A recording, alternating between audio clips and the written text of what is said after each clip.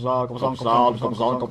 YouTube, LawyerSan here. If you ever wanted to play MapleStory as a single player game without the option to trade, drop items or use the auction house, but you don't want to play in a Reboot server, well then you're in luck. You can just move to the Netherlands. Today we're using my master degree in googling things that are way out of my league to figure out why Nexon imposed these restrictions on Dutch players. And I'll tell you why I believe Nexon was making the wrong call. In the latest notice that was posted on the website, it was announced that Dutch players will no longer be able to trade with other Maplers, use the auction house or meso market, and cannot drop items or mesos. Thankfully, boss and content related items can still be dropped. Imagine not being able to drop the Eye of Fire because you live in the Netherlands.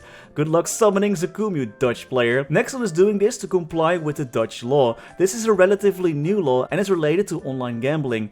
According to this law, the Kansspel op afstand law, it is illegal to gamble online unless the company offering the gambling service has a special license that is regulated by the Dutch authorities. And you know, you gotta respect those authorities. Well, MapleStory isn't exactly an online casino. There are plenty of gambling mechanics, like loot boxes and whatnot, that the Dutch government classifies as gambling as well. For example, just last year, the Dutch government filed a lawsuit against EA for violating the Dutch gambling laws by offering online loot boxes. And the judge actually agreed with the government that loot boxes are indeed a form of gambling. EA, however, didn't agree with this verdict and they filed an appeal, which is still going.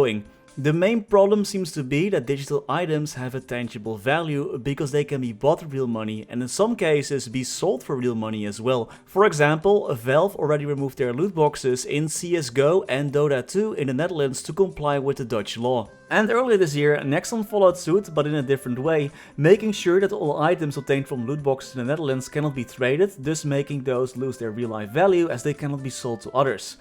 But then today, Nexon suddenly seems to have revised their policy and made a new rule that basically means that everyone in the Netherlands is playing on Reboot, or else they're screwed as they cannot trade and need to get all their items themselves unless they use a VPN. And that's where I think Nexon made the wrong call. I'm not a lawyer by any means, but the law clearly states that if items obtained from loot boxes can be traded with other people for something that has a monetary value, be it in-game or outside of the game, that's illegal.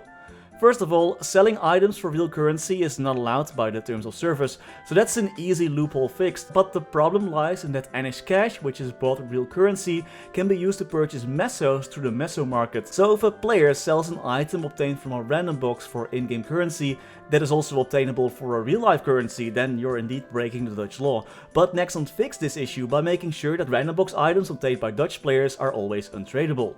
So that's it, they already had a perfect good solution in place.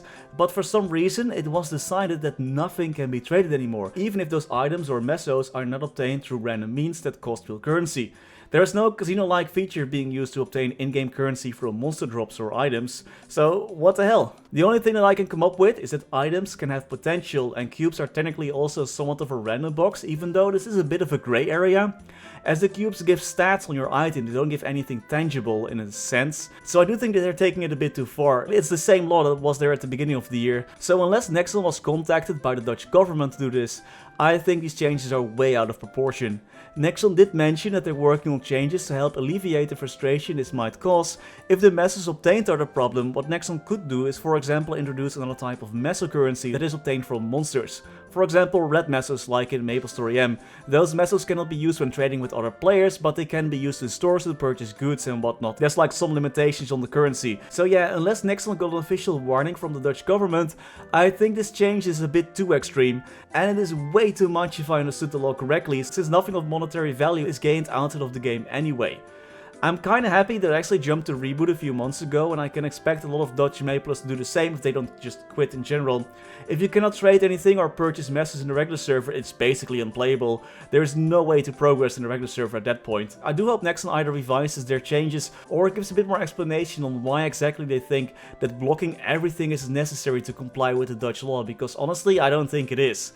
But yeah, let's see, it's gonna be interesting for sure. And at least I can say welcome new Dutch players to Reboot. And that was all for today. As always, many thanks to our members for making this video possible.